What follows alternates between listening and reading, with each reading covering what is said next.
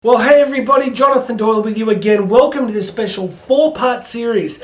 If this is the first video you're seeing, naughty, you have to go back. This is day 3. We're doing the Woop goal-setting methodology from Dr. Gabrielle Oetingen. This is day 3. So go back, and there should be a series here. I might chuck this in a playlist too. So that first stage is wish. Yesterday we talked about outcomes.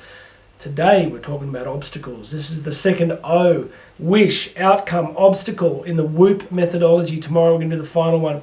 So please make sure you have subscribed to these videos. Hit that subscribe button. If you're hearing the podcast version, please make sure you're subscribed on the podcast.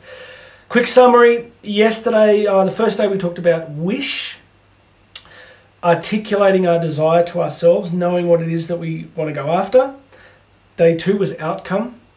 Realizing that behind the desire, behind the wish, is the fuel, the feeling state that drives the desire. So we want to get really good at articulating the outcome that we're going to get from pursuing what's important to us. Today, really simply, we're going to talk about obstacles. So we've got wish, outcome, day 3, obstacles.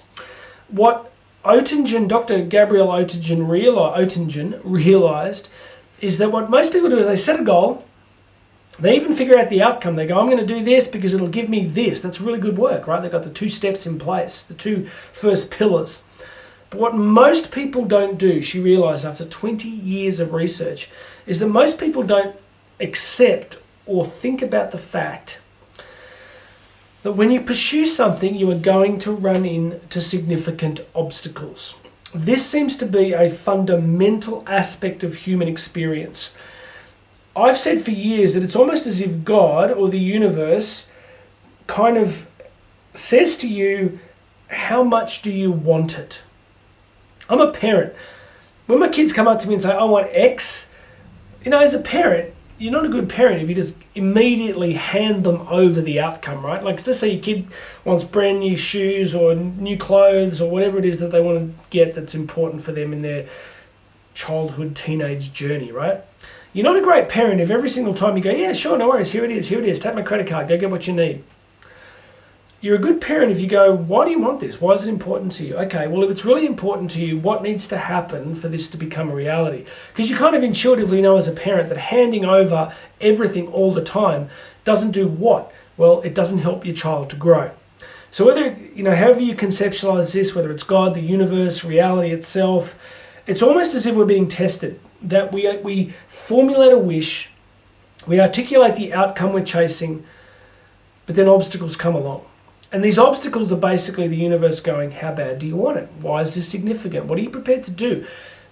Not just what are you prepared to do, but are you prepared to grow? Do you want to grow? Are you happy to grow into what you could become by pursuing this hard and difficult thing? So what Dr. Oetingen is telling us is that most people don't pay enough time and attention to the realization that you're going to have obstacles in the path. So they don't plan for them. So when obstacles come along, most people go, oh, I had the wrong goal, I had the wrong wish, I had the wrong outcome, I didn't want it badly enough. I don't want it badly enough, it doesn't matter that much to me, right? So people kind of cave and give in on what they really wanted because they weren't across the obstacles.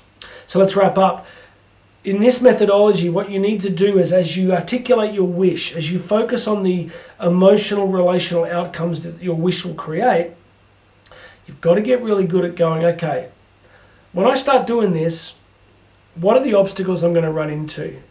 Because they're going to be plenty. And the bigger the goal, the more the obstacles. For years I've enjoyed reading the really good books from explorers, like guys like Ranulph Fiennes, people like that. And it's very simple for these guys to go, I want to be the first person to walk across the Arctic, right? Backwards and forwards. These explorers, they always come up with something amazing.